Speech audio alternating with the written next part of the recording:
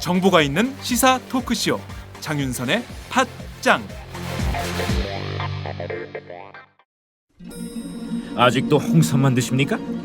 홍삼만 드신 여러분 행복하십니까? 살림살이 좀 나아지셨습니까? 이제 마카 산삼을 드십시오.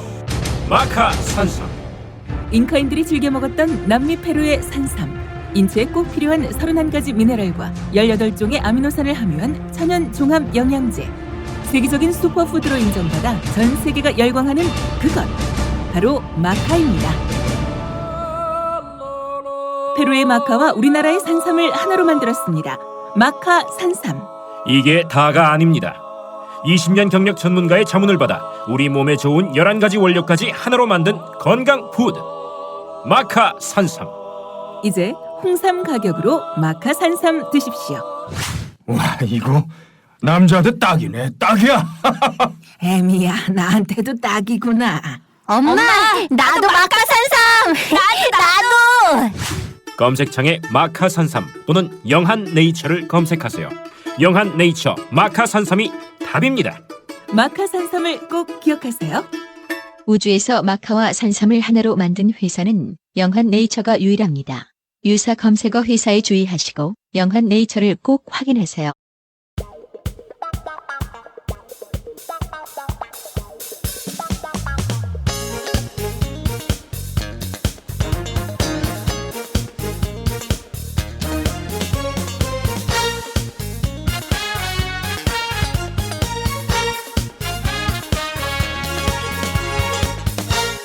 김종철의 비언프 비즈니스 언프렌들리. 화요일의 고정 코너 비언프 시간입니다. 오늘도 김종철 경제부 기자 그리고 김지혜 경제부 기자 나와 있습니다. 안녕하세요. 안녕하세요. 네, 안녕하세요. 네, 지난주 저희가 쉬었어요. 한 주 어린이날이라고. 너무 좋은 것 같아요. 어린이날. 어린이날이 화요일이었어. 네. 그래서 한 주 쉬셨는데 그래도 그날은 좀 바쁘지 않으셨어요? 집에 어린이가 있으니까. 그렇죠. 네. 네. 여기저기 또 가서 놀아주느라고 바빴을 것 같은데. 밖 기자는 아직 저는 없습니다. 아직이죠. 예. 네. 저는 많이 즐기십시오. 즐기려고요. 네. 아이가 어린이날이 되기 전까지는 어린이날을 알려주면 안 되는데 다 알게 된다고 하더라고요. 유치원이나 뭐 유아원 이런 데 가면 어린이집 가면은 네, 네. 알게 된다고 네. 하던데 왜 알려주면 안 되나요? 선물 사달라고 하니까. 네, 아직은 제가 아이가 없어서 이런 참 이기적인 생각을 하고 있는데 아이가 생기면 어떻게 될지 모르죠. 바뀌게 될 겁니다. 네, 바뀌게 되겠죠 아마. 김재 기자는 지난주 쉬었어요. 전 많이 당직이었습니다. 당직이었어요? 네, 너무 좋아하시네. 아유 고소해라. 저는 팟짱 녹음 안 한다고 좋아할까봐 네. 그랬는데 당직이었군요. 전 너무 아쉬웠어요. 선배들이 왜 안 오시나. 여기서 홀로 기다렸어요. 그치, 혼자 죽을 순 없지. 네. 김재 기자는 당직이었군요. 그때는 혼자 녹음해서 이렇게 좀. 그래요. 혼자 해도 되잖아요. 다음부터는 네. 그 빨간 날이라고 해도 그냥 당직이면 혼자 녹음해서 올리기 뭐 이런 걸로 하죠. 좋네. 예, 원칙을 정해서. 자, 근데 화요일도 쉬는 날이 있나? 저희가 한번 볼 텐데. 다다음 주는 월요일이 쉬는 날이네요. 이러지 부처님 마세요. 오신 날. 네. 네, 아쉽습니다. 자, 이렇게 해서 저희가 비언프를 2주 만에 다시 방송을 하게 됐는데 저희가 지지난주에 네. 김종철 기자가 상하이 모터쇼에 다녀왔다고 해서 네. 저희가 글로벌한 얘기를 하다가 외국에 계시는 해외에 계시는 우리 팟짱 애청자분들에게 댓글을 달아주십시오 이런 얘기를 했습니다. 네. 저는 뭐 하나 달릴까 싶었는데 의외로 되게 많이. 의외로 많이 달렸어요. 네. 막 하와이. 네, 뭐, 하와이 저는 깜짝 놀랐습니다. 네. 토론토. 네. 뭐. 필리핀도 있었고요, 네, 네. 홍콩, 뭐 미국, 캐나다. 네 여기저기서 네. 달리는 걸 보고 정말 글로벌하게 우리 팟짱이 애청자들을 만나고 있구나. 해외에 계신 분들도 되게 많이 네. 저희 팟짱을 많이 듣고 고맙습니다. 계시는 것 같아요. 네. 네. 아무래도 시험. 밖에 나가면 네. 국내 소식을 저희보다 더 많이 아시는 분들이 많습니다. 더 빠삭하세요. 빠삭하세요. 네, 팟캐스트를 많이 들으시고 팟짱을 많이 들으셔서 그러실 것 같은데 오늘도 저희 방송 들으시면 한번 외국에 계신 분들 또 한번 응원 댓글 달아주세요. 여기서도 듣고 있다. 네, 그 재밌게 외국에서. 릴레이. 그렇죠. 다셨던 분들이 또 다셔도 됩니다. 계속 듣고 있습니다. 이렇게 응원해 주십시오. 그럼 이제 글로벌 팟짱 자부심을 갖고 제가 또 열심히 하도록 하겠습니다. 자, 아니면 불러주세요. 저희 한번 외국에 한번 불러주시면 저희가 회사에 얘기해서 예산을 짜내서 한번 해외에 가서 해외 애청자분들과 함께 방송하는 그런 기회를 가져보겠습니다. 네, 많이 응원해 주세요. 그러니까요. 네, 비염프 오늘도 먼저 저희 김재희 기자의 발로 뛰는 경제부터 들어가 볼까요?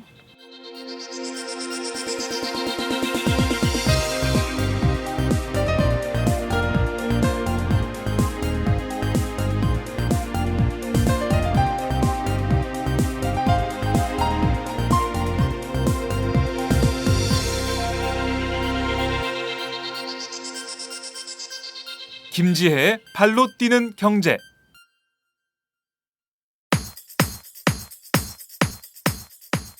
통계청에 따르면 지난 3월 청년 실업률이 10.7%로 나타났습니다.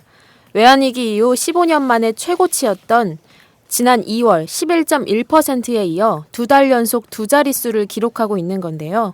하지만 이 통계는 아르바이트를 하며 다른 직장을 구하는 취업 준비자나 입사 시험 준비를 하는 학생 등 시간 관련 추가 취업 가능자나 잠재 취업 가능자 등은 포함하지 않은 수치입니다. 이들까지 포함한다면 체감 실업률은 최대 20%대에 육박할 것이라고 전문가들은 보고 있습니다.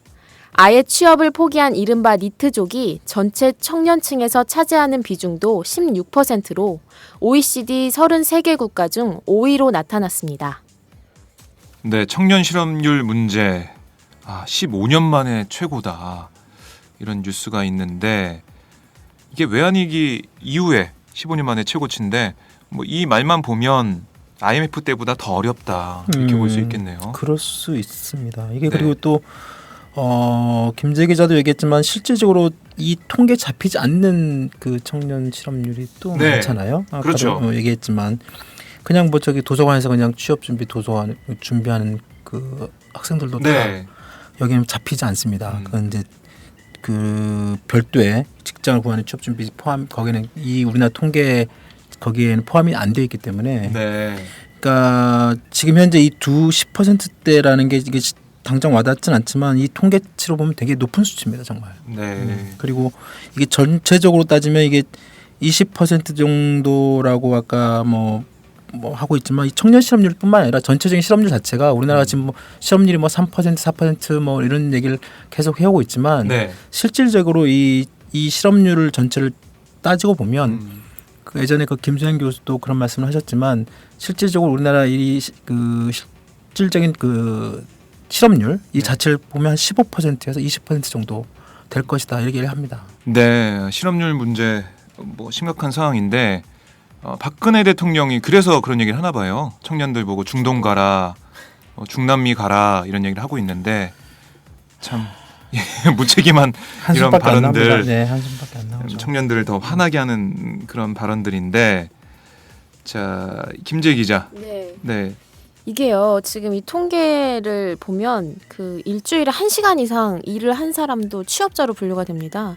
그래요? 네, 그렇게 네. 되면 사실 뭐 아르바이트나 잠깐 뭐 누구 부탁으로 뭐 시간당 수당을 받고 일을 한다거나 이런 분들도 취업자가 되는 건데 사실 그거는 진정한 취업이 아니잖아요. 그렇죠. 네, 그래서 이 통계가 참 많은 것들을 놓치고 있다는 생각이 들고 또 뭐 최근에 또 약간 이슈가 됐던 것들을 보니까 한 그 사람인이라는 온라인 취업 포털이 있죠. 거기서 네. 뭐 2015년 채용 시장 신조어를 정리를 했더라고요. 근데 이거 보니까 정말 웃기기도 하고 정말 슬프기도 하고 그렇더라고요. 네, 어떤 게 있죠? 이케아 세대라고 들어보셨나요?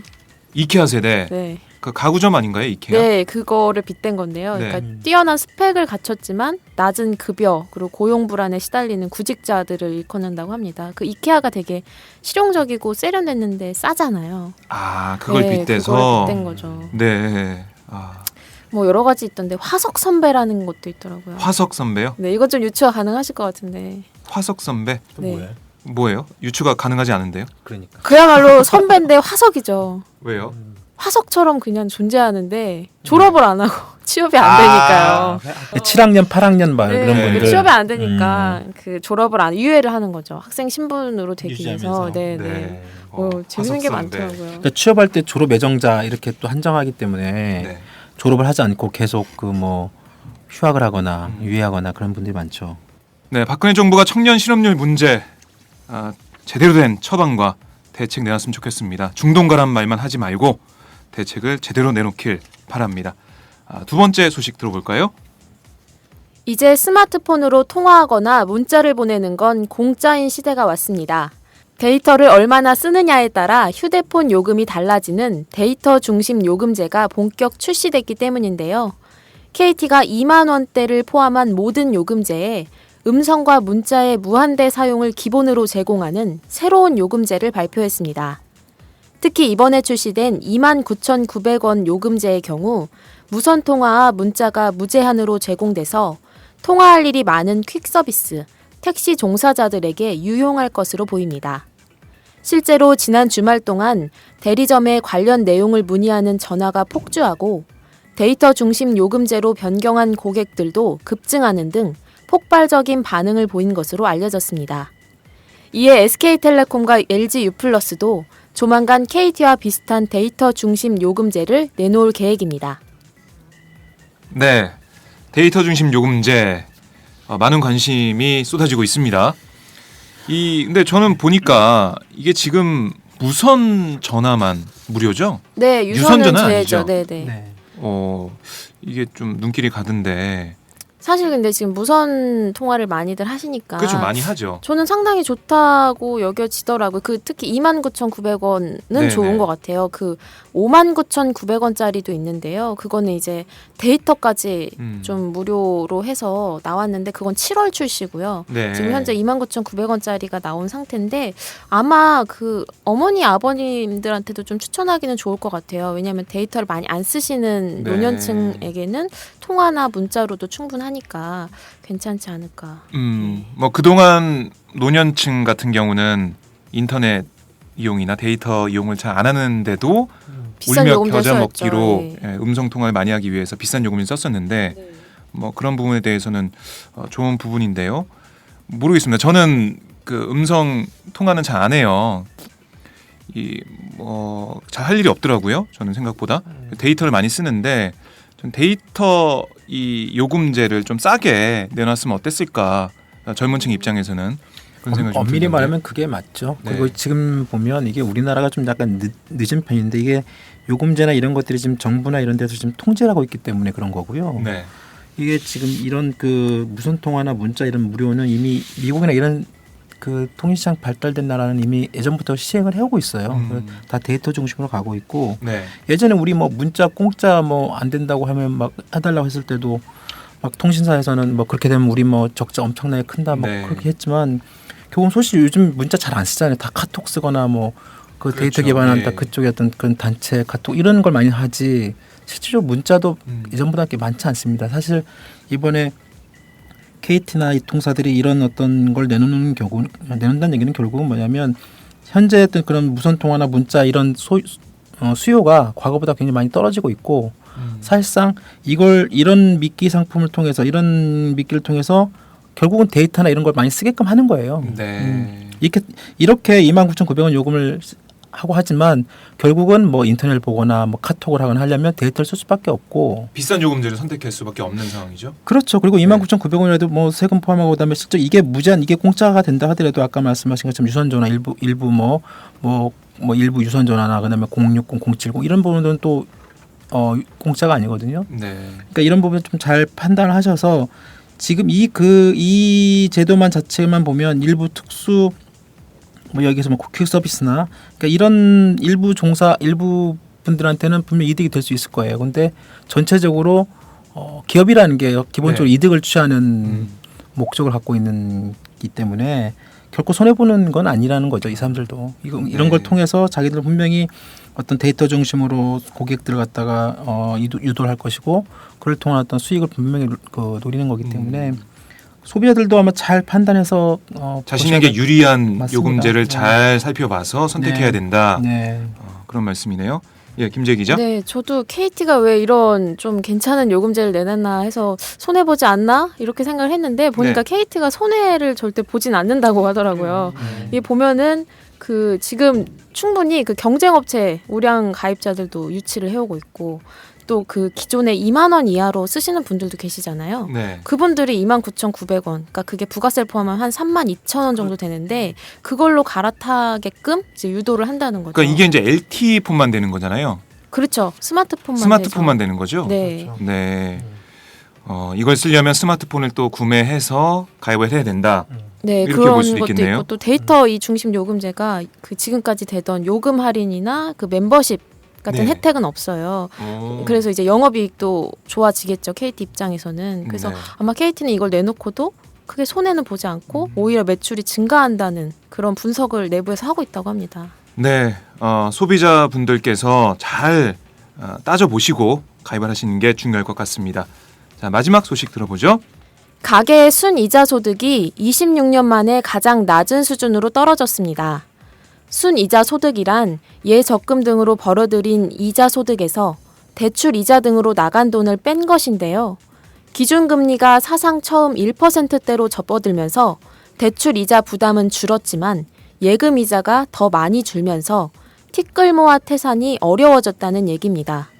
줄어든 이자 소득으로 가장 큰 타격을 받는 건 60대 이상의 장년층입니다.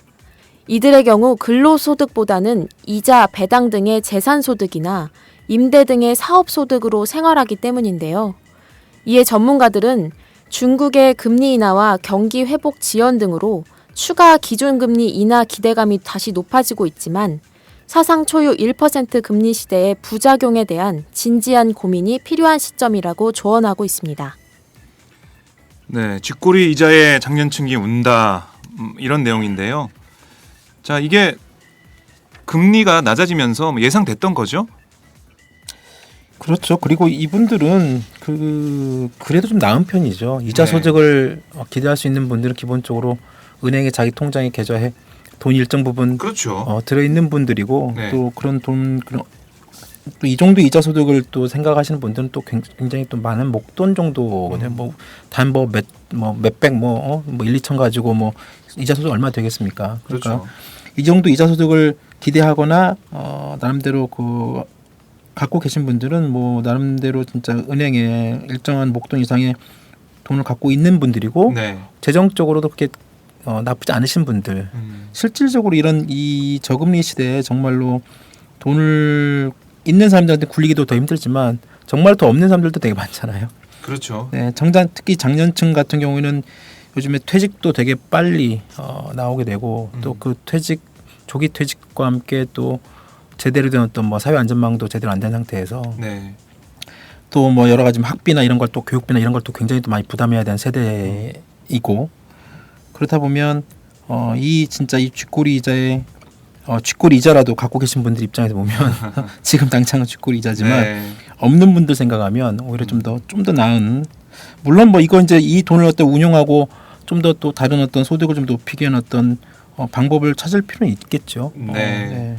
하지만 이렇게 이 이자라도 기대할 수 있는 그런 계층들에게는 이나마 나은 건데 그래도 이 이자 소득이 기준금리가 떨어지면서 줄어드는 상황 여기에 난감해하는 분들도 계실 것 같고 그리고 더 중요한 건 이 기준금리가 떨어지는 것 자체 이걸로 인한 가계부채 증대 이것도 이 문제가 더 큰 것 같다 이런 생각이 드는데 김재 기자는 어떻게 봅니까? 이게 지금 추가로 금리를 인하할 때 네. 반대한 그 금통위원들 주요 근거가 이 낮은 금리를 낮추면 소비가 증가하진 않을 거다. 금리를 낮춘다고 더 이상 소비가 증가하진 않을 거다. 이래서 반대를 하셨다고 해요. 그 두 분이. 근데 그 말이 맞는 것 같은 게 지금 금리를 낮췄어도 실질적으로 사람들이 내수 진작이 안 되고 있고 소비를 안 하고 있으니까요. 네. 지금 말 그대로 그냥 금리만 낮춰서 부채만 늘리고 빚만 더 지게 되는 상황인 것 같아요.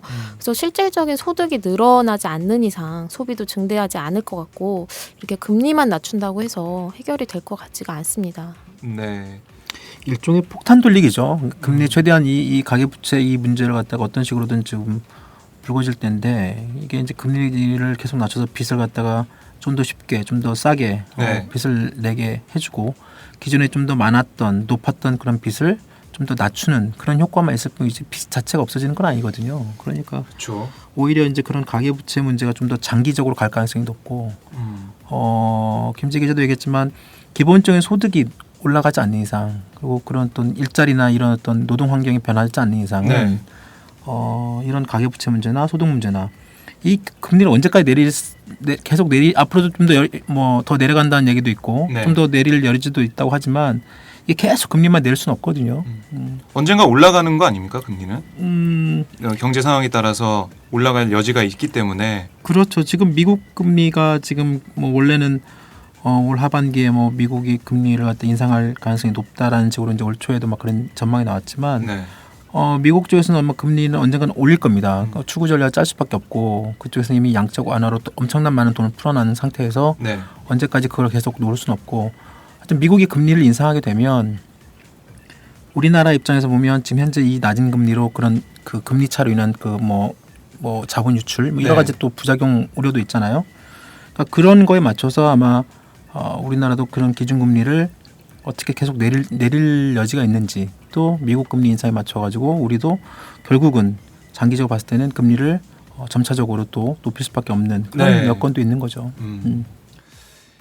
알겠습니다. 오늘 김재 기자가 준비한 소식 여기까지인데요. 김재 기자 제가 처음에 소개할 때 미녀 기자라는 수식어를 뺐더니 오늘 뉴스 전하는데 좀 시무룩한 그런 느낌 좀 받았어요. 예, 힘이 없었어요. 뭔가 소개할 때 뭔가 빠졌구나. 죄송합니다. 예, 다음 유의 좀 주부터는 해주세요. 빠뜨리지 않겠습니다. 네, 김재 기자 오늘 소식 잘 들었습니다. 네, 감사합니다. 네.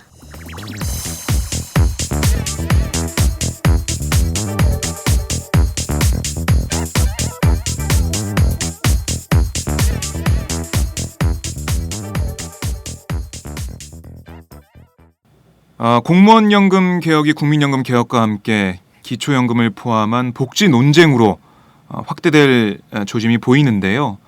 결국 현재 부실한 노후 보장을 어떻게 할 것인지에 대한 복지 시스템을 두고 여야 정치권뿐만 아니라 시민사회 등에서도 논쟁이 앞으로 계속 이어질 것 같습니다.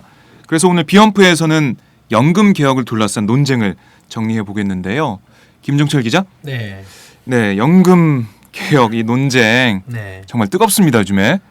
이게 지금 연금이 이게 예. 돈 문제고 그렇죠. 또 연금 자체가 또 여러 가지 뭐 산수라고 하지만 수학적인 계산도 많고 네, 같은 통계를 가지고 여러 가지 해석이 가능하기 때문에 그러게요. 어떻게 솔직히 보냐에 따라서 기준에 따라서 맞습니다. 달라지기 때문에 네. 또 복잡하기도 하고요. 예, 그럼에도 불구하고 네. 되게 중요한 문제이기 때문에 한번 오늘 비언프 네. 시간에서 정리를 해보겠습니다. 그렇죠. 네. 어제 5월 임시국회 시작됐어요. 그렇죠. 뭐 이른바 이 국회가 연금국회라는 말이 있을 정도로 지난번에 처리가 무산됐던 공무원연금 개혁안 처리 등에 관심이 모아지고 있는데 여전히 만만치가 않아요.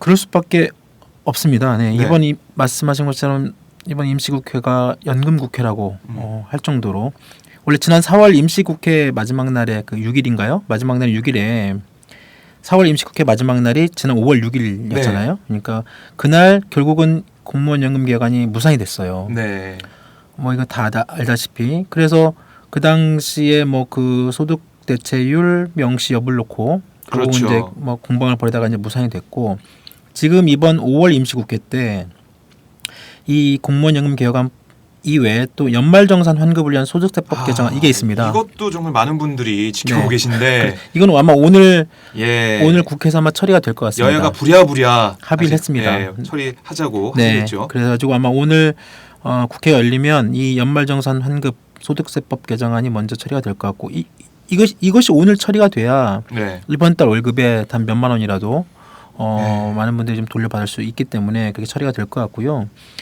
이거 외에 이제 공무원 연금 개혁안인데 이 공무원 연금 개혁안은 지금 새누리당에서 어제 이제 최종적으로 네. 국민연금 소득 대체율 50%를 명시하지 않는다. 이걸 음. 최종적으로 확정을 했고, 그렇죠. 네, 새정치민주연합에서는 이거는 완전 합의 파기다.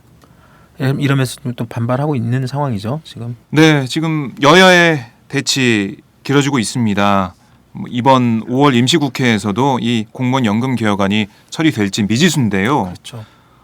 이게 근데 청와대와 정부가 계속해서 주장하고 있는 게 이 바로 국민연금 네. 소득 대체율이에요. 음. 어제 국회 보건복지위를 보니까 여기 문영표 보건복지부 장관이 나왔던데 그렇죠. 여기서도 문영표 장관이 야당의 그런 지적이나 비판에 떳떳하게 어떻게 네. 보면은 당당하게 자신의 논리를 또 펴고. 네, 자신의 논리를 펴면서 반박하는 모습 볼 수 있었는데 네. 그리고 청와대에서는 1702조 네. 세금 폭탄론 여기까지 들고 나왔고요. 그렇죠. 이게 아마 이제 계속 이런 논쟁이 아마 이어질 것 같고요. 네. 소득 대체율 뭐 이미 이제 많은 국민들도 이제 이 용어 우리 국민들이 무슨 사건 터지면 되게 전문가들이 많이 되시잖아요. 네. 이 국민연금 소득 대체율도 그 동안에 이제 별다르게 와닿지 않다가 이번에 이제 다시 한번 또 많은 분들이 아실 테고 말씀 이게 40% 50% 이러잖아요. 네, 그러니까 그렇죠. 이제 이것도 이제 국민연금 40년 동안 가입한 분이 나중에 이제 자기 소득의 40%만을 갖다가 이제 65세부터 이제 매달 받는다는 그 소득 대체율 그거잖아요. 네, 이게 근데 사실 현실 가능성이 좀 떨어지는 거죠. 40% 받는다는 게 40년을 일해야 되니까요. 그렇죠. 네. 그것도 이제 40년 일하면서 꾸준히 이제 그 넣으신 분이 이제 받는 건데 많지가 않죠. 그 절대 금액이 이제 그 자기가 어떤 그런 가입한 금액에 따라서 이제 달라지는 네. 여러 가지 이제 그 분위별로 이제 달라지게 되는 거고. 이 청와대에서 1702조 네. 이게 세금 폭탄이다 이렇게 얘기하고 나왔는데 그렇죠. 이게 정말, 또 국민들이 네. 많이 또 불안해하시게 됐고 그럴 겁니다. 이게 예. 예전에 그 노무현 정부 때는 그 종합부동산세 뭐 세금 폭탄 이걸 하면 그 당시에 야당이었던 한나라당이나 뭐 오히려 그쪽 야당이 이제 세금 폭탄을 들고 나오면 그렇죠. 예. 정부나 여당이 적극적으로 반박하고 그렇지 않다고 얘기하는데 네. 이건 이제 거꾸로 돼서 정부가 세금 폭탄론을 얘기하고 야당이나 이쪽에서 그렇지 않다고 이게 좀 반박되는 바뀌었어요. 네, 정반대의 지금 입장이 나오고 있는데요. 네. 어제 그 김성우 10일이죠. 청와대 홍보수석이 이제 기자들하고 이제 국민연금 관련된 브리핑에서 이 용어가 나옵니다. 네. 이 금액이 나오는데요. 국민연금 소득 대체율 50%로 인상을 하게 되면 향후 65년간 미래 세대가 추가로 져야 할 네. 우리의 미래 세대들이죠. 세금 부담이 1,702조. 1년으로 따지면 26조 원이라고 이런 얘기를 했어요. 네. 청와대 홍보수석이. 이 숫자 자체가 되게 어마어마하잖아요. 아유, 그렇죠. 그리고 뭐 근데 이 문제는 이 청와대가 구체적으로 이런 숫자가 어떻게 나왔는지를 제대로 어떤 그 근거를 제대로 밝히지 않고 있습니다. 예. 그리고 이 65년간이라고 했는데 네. 지금 현재 연금 이 고갈 시점이 2060년으로 2060년으로 지금 예, 추정이 돼 있죠. 추정이 돼 있는 상태인데 네. 이걸 2100년으로 그냥 늘려서 65년간 네. 그러니까 80년까지 잡고 그다음에 2100년까지 고갈 시점 잡고 이렇게 기준은 달리한 건데 그러면서 1702조가 이 받는 사람들이 1702조를 가져간다 이 얘기잖아요. 근데 1702조를 전부 다 세금으로 준다. 이런 방식으로 얘기를 한 건데 그게 이제 그 세금 부담액이 이제 그렇게 된다고 지금 그 청와대와 정부 뭐 네. 보건복지부께 지금 그런 지금 주장을 계속 하고 있습니다. 뭐 보험료가 2배 오른다 이런 얘기도 했었고요. 그렇죠. 네. 이게 이제 그 연장선상에서 지금 나온 건다고 볼 수가 있고 어제 네. 이제 그 국회에서도 그 의원 야당 의원들이 물었어요. 그 문영표 복지부 장관한테 이게 지금 청와대 발표 이 숫자가 정말 정확하냐 이게 맞냐 이게. 응? 그랬더니 뭐 문 장관은 자신들과는 미리 상의를 하지 않았지만 일정 네. 부분 청와대 나름대로 근거를 갖고 있다고 뭐 그런 식으로 발언을 했는데 결국 뭐 청와대가 발표하는 게 네. 결국은 그 중무부처인 보건복지부로부터 받은 어떤 자료나 이런 내용들을 가지고 얘기를 했겠죠. 그렇죠. 자신들과 상의 안 했다고. 주무부서니까. 예, 상의 안 했다고 그냥 얼버무릴 게 아니라 네. 명확하게 우리가 줬다라고 얘기해도 될 것 같은데 왜 문 장관이 그런 얘기를 했는지 좀 이해는 안 되는데요. 여하튼 지난번에 이제 보건복지부가 내놓은 어떤 소득 대체율에 따른 연금 급여 지급액 계산 이런 복지부 자료가 있습니다. 네. 거기에 보면 2060년 이후에 2080년 그런 쭉 나옵니다. 거기에 그 김현명 중앙대 교수 저희 뭐 파장에서 나와서도 그런 말씀하셨지만 네. 그런 소득 대체율 그 복지부가 내놓은 그 급여 지급 예산, 지급액 그런 어떤 계산에 따라서 지금 정부나 청와대나 이런 쪽에서 계속 이런 지금 세금 폭탄 이런 얘기를 하고 있는데 네.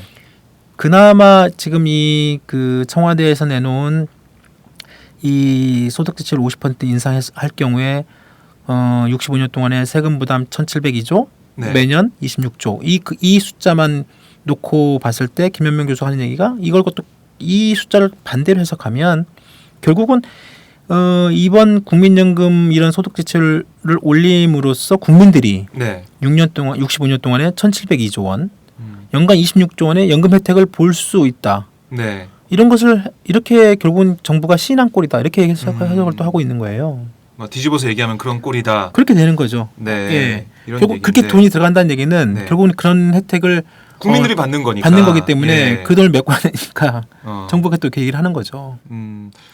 이 청와대는 또 뭐 국민께 세금 부담을 지우지 않고 보험료율을 상향 조정해 소득 대체율 50%를 달성하면 2016년 한 해만 34조 5천억 원, 국민연금 가입자 1인당 209만 원의 보험료를 더 내야 한다.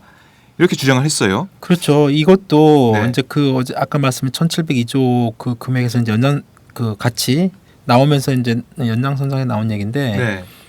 그 작년에 국민연금이 그 가입자로부터 걷어들인 돈이 약 34조 원 정도 된다고 합니다. 네.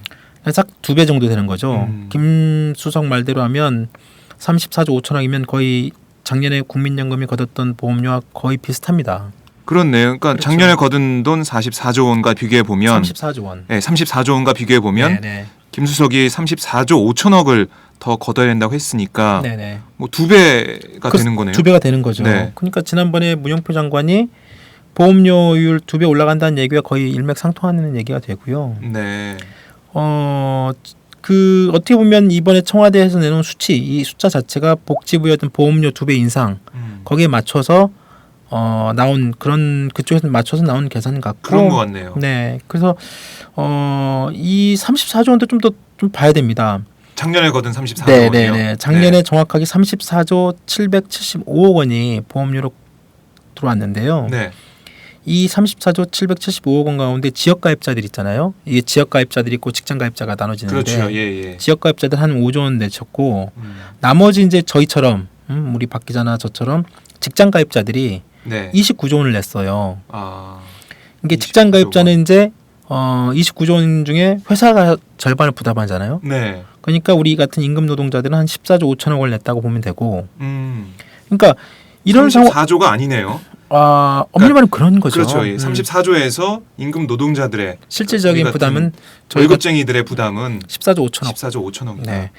그러니까 이게 이제 어떻게 보기에 따라서 1인당 209만 원의 수치도 한번 다시 봐야 된다는 거죠. 정말. 네. 그렇겠네요. 그리고 또 이제 그 지난번에 그 김현명 교수가 저희 팟짱에 나와서 말씀하신 것처럼 네. 정부 이런 추계 방식 아까 뭐 그 우리 기준. 네 맞습니다. 예. 그 정부의 추계 방식 그러니까 지금 아까 뭐 박정우 기자 얘기했지만 네. 2100년 이후에 기금이 고갈된다는 그런 기준을 2100년 이후로 잡고 모든 걸 얘기하고 있기 때문에 기금 고갈은 절대 안 된다. 이 음. 생각을 가지고 그러니까 2100년까지 기준을 네. 잡아서 얘기한 거죠. 기준이 달라진 거예요. 기준 자체가 달라진 네. 겁니다. 지금 현재는 2060년을 60년이죠. 지금 예. 지금 현재 보험료율이 9%잖아요. 우리가 지금 9% 정도 내고 40%를 돌려받는다는 기준을 봤을 때는 이런 식으로 쭉 가면 2060년에 국민연금 기금이 고갈이 된다. 고갈되죠. 이게 지금 추정치예요. 네. 그런데 이걸 갖다가 이제 정부는 2080년, 2100년을 좀 더 늘려서 가는 거고 네. 그다음에 야당과 시민사회 쪽에서는 2060년 기금 고갈 그때 기준으로 맞춰서 잡고 가는 거죠. 네 거기서 이제 10% 포인트를 올릴 경우에 그 부담이 얼마냐. 네. 그래서 야당이나 시민사회 쪽에서는 1% 포인트 정도만 올리면 된다. 네, 그게 그 자료가 복지부에서 나온 맞습니다. 자료예요. 또. 복지부에서. 네. 그래서 어제 국회에서도 그런 얘기가 나왔어요. 그랬더니 문 장관이 하는 얘기가 그거는 저기 김현민 교수가 딱 2060년에 맞춰가지고 자료를 내라고 해가지고 우리가 그렇게 낼 수밖에 없었다. 네. 그렇게 좀 변명을 했는데 이게 참 이제 이 숫자 노름 가지고 되게 하면 이게 좀 그 되게 숫자 노름처럼 이렇게 비치지만 네. 이 바탕에는 되게 큰 어떤 국민연금이나 공적연금을 바라보는 철학의 문제가 다 깔려 있는 것 같고 네. 김 교수도 말했지만 이런 식으로 이제 그 만약에 정부 방식대로 이렇게 한다면 적립을 계속 이런 식으로 계속 쌓아난다고 한다면 지금 국민연금 적립금 규모가 GDP 대비 이렇게 비교를 한다고 하잖아요. 네. 이렇게 되면 140%가 넘는다고 합니다. 그러니까 140%라는 게 이게 이 숫자도 솔직히 잘 와닿지 않지만 네. 다른 그 서구 유럽 복지국가의 어떤 그 연금의 적립금 규모를 따져봤을 때 네. 보통 GDP 대비 20에서 30%의 그 수준이고 지금 현재 우리나라도 지금 30% 수준이잖아요. 네. 그런데 이걸 140%까지 올린다는 게 과연 이렇게 상식적으로 말이 되느냐? 말이 되느냐? 이런 네. 얘기를 하고 있습니다. 네. 예, 김현명 교수가 저희 팟짱에 나와서 이렇게 말씀하셨었는데 이 적립금 규모가 GDP 대비로 140%가 넘는다고 하면 말씀하신 대로 금액 자체가 상상이 잘 안 되는데요. 네, 일경 막 이렇게 된다고. 네. 일부에선 그러니까 그런 거죠. 이렇게 쌓아놔야 우리 좀- 젊은 사람들이 나중에 좀- 국민연금은 잘 받고 그렇죠. 뭐 나중에 못 받을 상황이 사라지는 게 아니냐. 네. 불안감을 사라지게 할 수 있는 이런 방안이 아니냐. 그렇게도 얘기할 수 있습니다. 네. 그런데 이제 전문가들 특히 김현명 교수분들은 그러니까 말이 안 된다는 얘기를 하고 있어요. 왜 그게 안 될까라는 생각도 하지만, 그러니까 서구 복지국가들 이렇게 연금 적립금을 쌓아둔 나라가 없답니다. 솔직히 네. 쌓아둔다는 것도 지금 여기서는 추정치잖아요. 그렇죠. 우리가 지금 앞으로 일어날 지금 2015년이니까 예. 2100년이면 앞으로 6년. 90년, 80년 후에 네. 뭐 그 엄청난 우리가 상상도 안 되는 그런 돈을 계속 쌓아놓겠다는 얘기인데, 그러니까 이런 연금 제도를 우리보다 훨씬 오래 전부터 시작하고 연금에 관련된 여러 가지 그 사회적 합의, 국민적 토론 여러 가지 그런 그 시행착오를 겪은 나라들조차도 이렇게 연금을 이렇게 쌓아둔 나라도 없을 뿐더러 네. 이런 식으로 재정을 추계하는 나라도 거의 없답니다. 그러니까 결국 정부는 그러니까 말도 안 되는 금액, 우리가 별로 상상치도 못하고 어떻게 대비할 수도 없는 이런 금액들을 내세워가지고 국민들한테 야 돈이 이렇게 많이 들어가니까 국민연금 이거 인상 뭐 소득 대체를 올리는 거는 안 된다. 이런 식으로 정부가 이런 숫자를 내세워서 국민들을 갖다가 좀 이렇게 호도하거나 네. 잘못된 인식을 심어주고 있다고 이렇게 지금 김현명 교수나 시민사 일부 전문가들은 좀 비판하고 있고요. 네. 게다가 좀 보면 그 연금에 이제 뭐 세금이 들어간다. 지금 세금 얼마 막 들어간다고 얘기를 그렇죠. 하잖아요. 세금 폭탄 얘기를 청와대가 했는데 맞습니다. 그 말은 세금이 국민연금에 들어간다 이 뜻이거든요. 네, 네. 근데 이것도 연금에 대한 기본적인 인식도 좀 그 달리 봐야 되는 게 연금에 네. 세금을 집어넣는 것도 아직 아무런 결정된 것도 없습니다. 그리고 그렇죠. 기본적으로 연금은 가입자들이 기본적으로 부담을 하는 거죠. 보험료에 그렇죠. 맞춰가지고 내가 지금 일하면서 미래 내 노후를 위해서 지금 계속 적립을 해놓는 것이고. 뭐 세대 간 연대라고도 볼 수 있죠. 아 그렇습니다. 예, 젊은 그리고 세대들이 맞습니다. 내는 걸. 지금 저희들이 내는 이 국민연금 같은 게 저희들이 계속 집어넣고 있고 적립을 하고 있고 네. 또 국민연금 같은 경우에는 이 가입자들이 낸 보험료로 운영되고 있고 또 그 안에서도 이 가입자들이 낸 이 돈 가지고 또 투자, 채권 이런 걸 네. 가지고 운영을 하고 있습니다. 그러니까 가입자들이 낸 보험금을 가지고 또 채권 등 투자해 가지고 수익을 내서 계속 적립금을 쌓고 있어요. 네. 그러니까 청와대에서 무조건 이게 세금이 엄청나게 들어간다고 얘기하는 게 좀 말이 안 되는 거죠. 네. 그러니까 뭐 지금 국민연금 자체가 음. 사회적 보험 기능이 있잖아요. 그리고 그렇죠. 네네. 이 지금 서구 나라나 세계적으로 봤을 때 국민연금을 지급하지 않은, 그러니까 국민연금 못 받는 상황은 없다고 해요. 없었다고 해요 지금까지. 네네네. 그만큼 국민연금은 못 받을 가능성이 없다 이렇게 봐도 되는데 그걸 자꾸 국민연금이 기금이 고갈돼서 사라질 수 있다 이런 공포심을 불러내는 이런 청와대와 여당의 여론몰이 참 문제라는 생각이 되는데 참 너무 악의적이고 근데 그런 이게 것 같아요. 어차피 지금 현재와 같은 이 9%의 보험료, 그러니까 저희 같은 경우 4.5%가 지금 부담을 하잖아요. 네. 그러니까 지금 같은 어떤 보험료를 내고 그 다음에 40%를 돌려받는다고 했을 때 네. 분명히 2060년이면은 지금 현재 그 전문가들이 뭐 주판을 튕겨봤을 때는 기금이 없다라는 거는 일정 부분 사실이잖아요. 그런 그렇죠. 부분에 대해서는 많은 전문가들이 일정 부분 동의를 하고 있고, 그 문제는 2060년 이후에 기금이 없어질 때는 그때는 뭐 그다음 그 세대 젊은 친구들이 과연 이 국민연금을 어떻게 할 것이냐. 네. 그리고 그 전에 그 없어지기 전에 사회적 합의 논의가 또 있어야 되죠. 그걸 가만히 보고 있겠습니까? 지금 어차피 보험료라는 건 내가 앞으로 계속 국민연금이나 이 국민연금이 기금되지 않도록, 그러니까 고갈되지 않도록 그 전에는 이것도 지금 한번 원래 국민연금 소득대출 70%부터 계속 맨 처음이 70%였죠. 줄어들었잖아요. 네. 이유는 뭐냐면 이렇게 많이 줘서는 나중에 국민연금이 바닥난다. 예. 그러니까 좀 적게 받고 적게 네. 받는 대신에 조금씩 좀 더 부담하고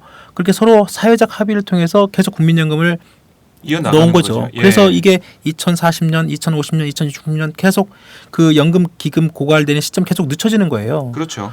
이런 식으로 단계적으로 계속 늦춰져 가면서 나가는 게 맞지. 지금 당장 2100년의 일을 그렇죠. 내다보면서 지금 2100년 놓고 네.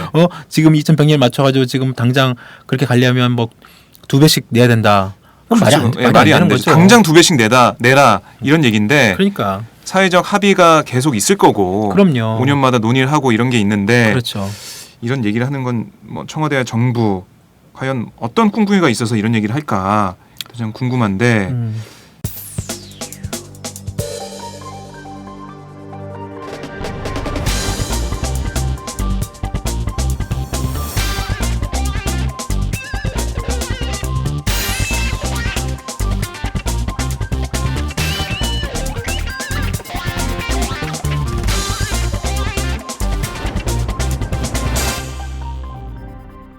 장윤선의 팟짱.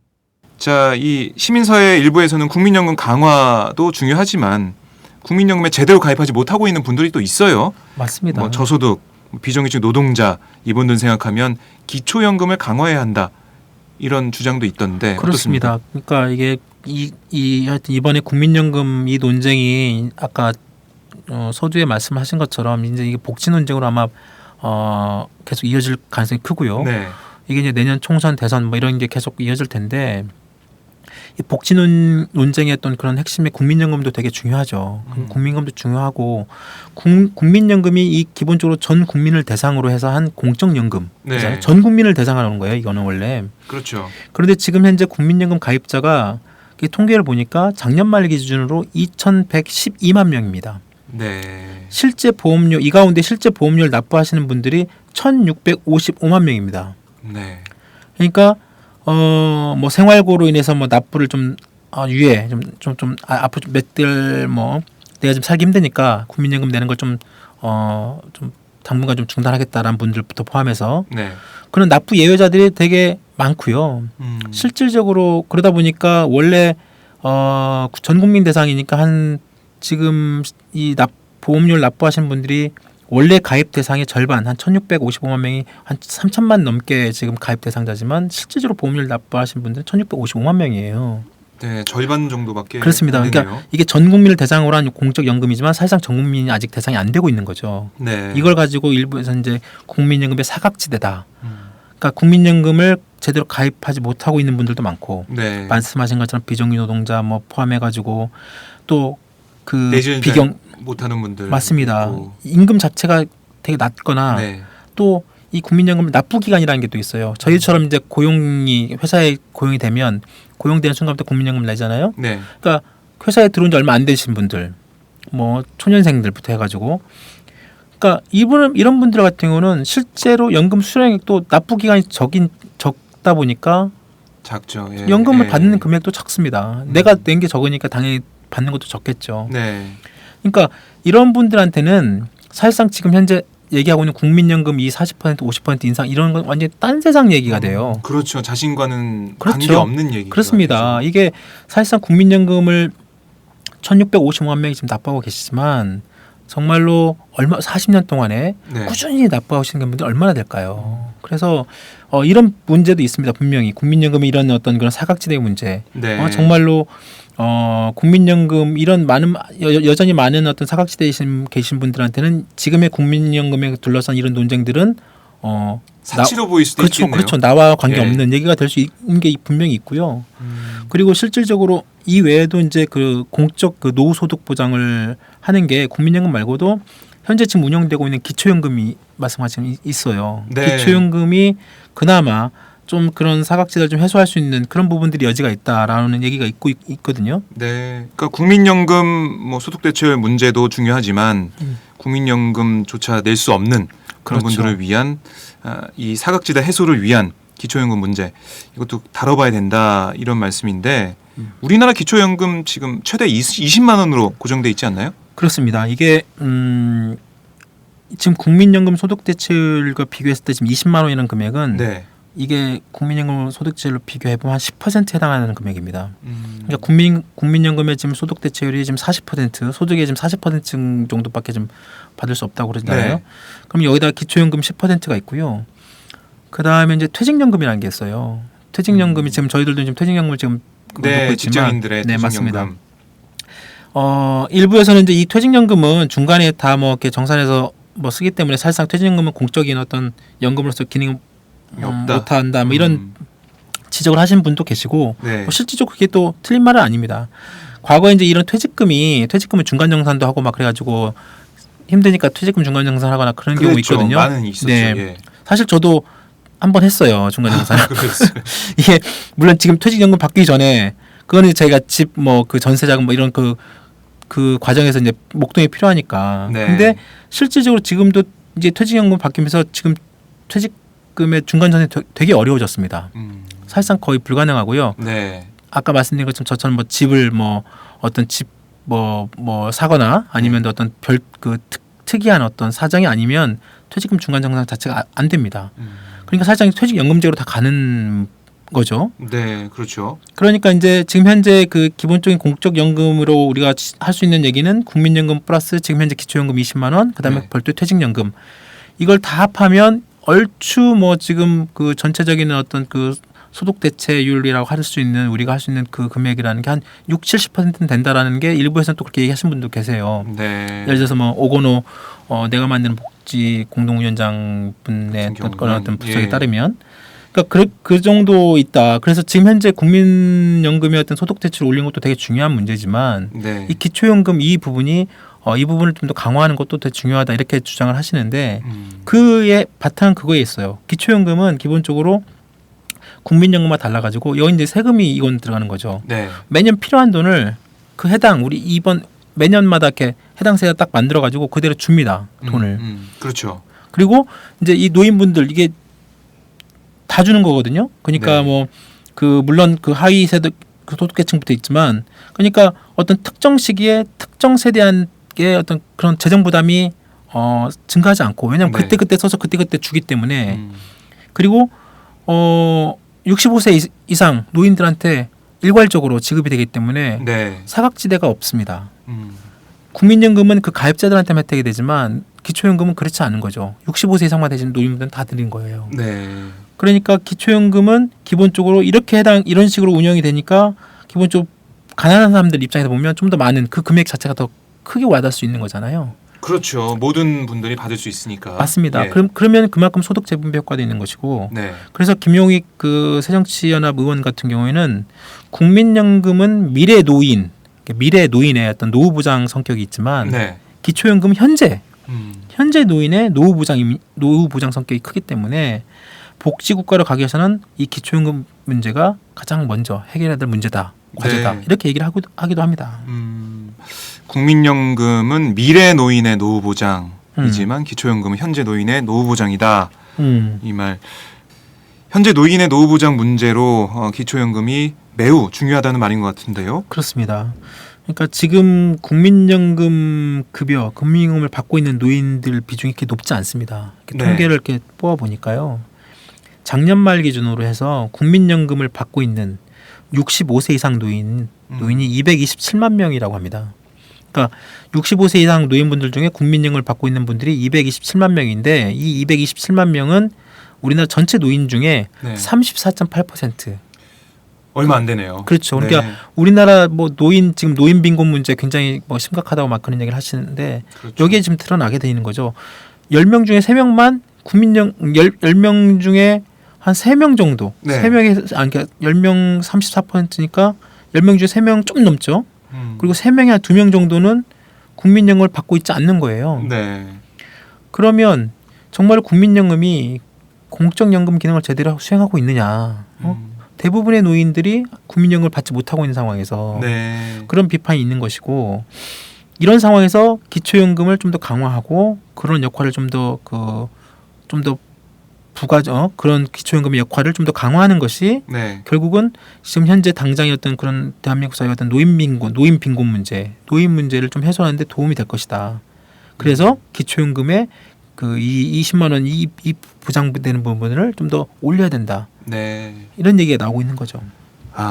저희가 공무원 연금 개혁 문제부터 해서 국민연금, 기초연금 문제까지 쭉 다뤄봤는데 저희 노후 문제의 중요한 부분이다 이런 생각을 계속 하게 되고요. 네. 그러니까 이게 저희가 봐도 그 개인 연금 있지 않습니까? 네네. 사적으로 보험사를 통해서 가입하는 또 개인 그렇죠. 연금과 개인 비교해 보면 네. 국민연금 훨씬 더 이익이잖아요. 그럼요. 국민연금이 당연히 이익입니다. 네.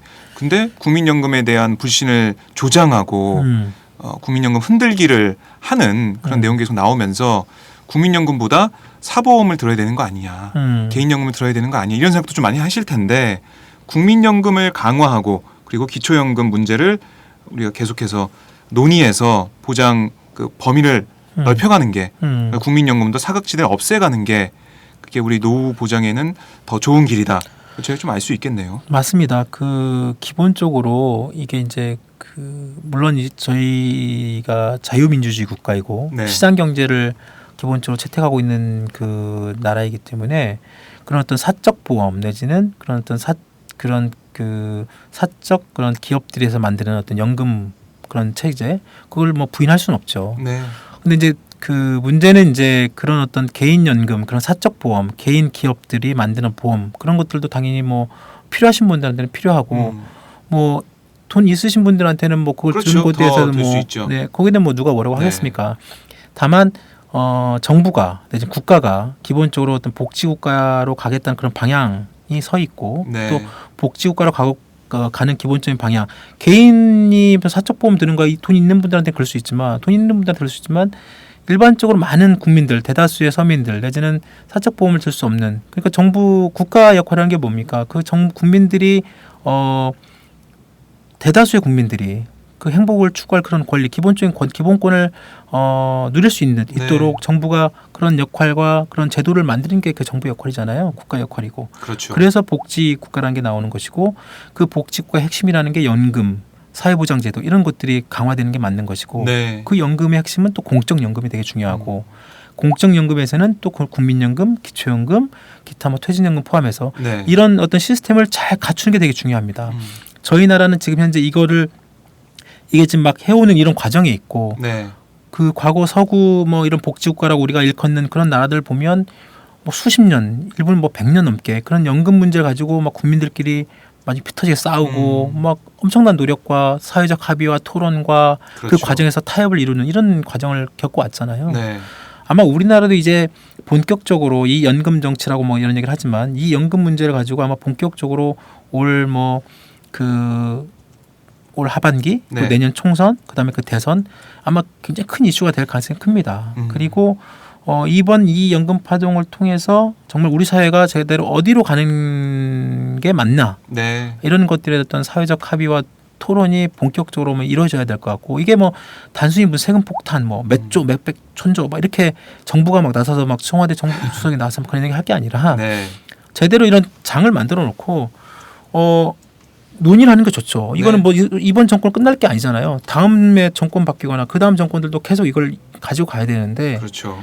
이거는 뭐 어떤 그 뭐 보수 진보의 어떤 그런 걸 끝날 게 아니라 결국은 향후에 뭐 30년, 40년, 50년, 60년 이후에 우리나라 내지는 우리 미래 우리 아들 세대들까지도 다 책임져야 될 문제이기 때문에 정말로 제대로 된 어떤 좀 열린 마음을 가지고 네. 논의와 그다음에 그런 합의를 해야 되지 않을까. 단지 어떤 정치권들은 뭐 당장 표를 뭐 따지고 휴계산하고 그렇죠. 이럴 수도 있는데 네. 그러지 말고 우리나라 미래 세대 노후 보장 이걸 위해서 정말로 진지하게 고민을 해봐야 된다.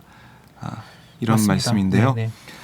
자, 이 청와대와 정부 어떻게 보면 공포 마케팅 기준점을 달리한 그런 계산, 뭐 세금이 무작정 국민연금에 들어갈 거라는 그런 세금 도둑, 세금 폭탄 얘기 이런 건 정말 하지 마시고 진지하게 우리나라가 나가야 할 길 철학적으로 생각을 해보고 어떤 길이 바른 길인지 이걸 국민들과 논의를 할 수 있는 그런 자리부터 마련하는 게 필요할 것 같습니다. 예, 그렇죠. 네, 오늘 말씀 잘 들었습니다. 네, 감사합니다.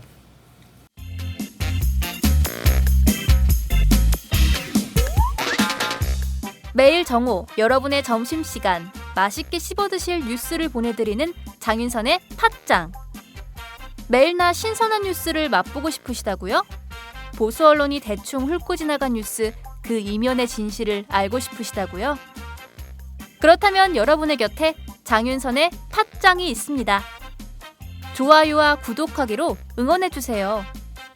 포털사이트 검색창에서 장윤선의 팟짱을 치거나 모바일 앱스토어에서 팟빵 클릭 후 장윤선의 팟짱을 들러주세요.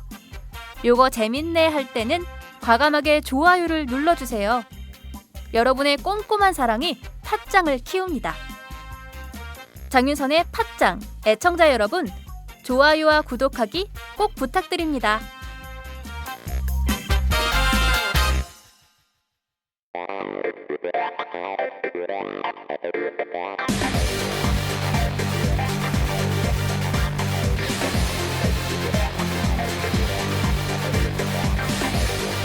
정보가 있는 시사 토크쇼 장윤선의 팟짱.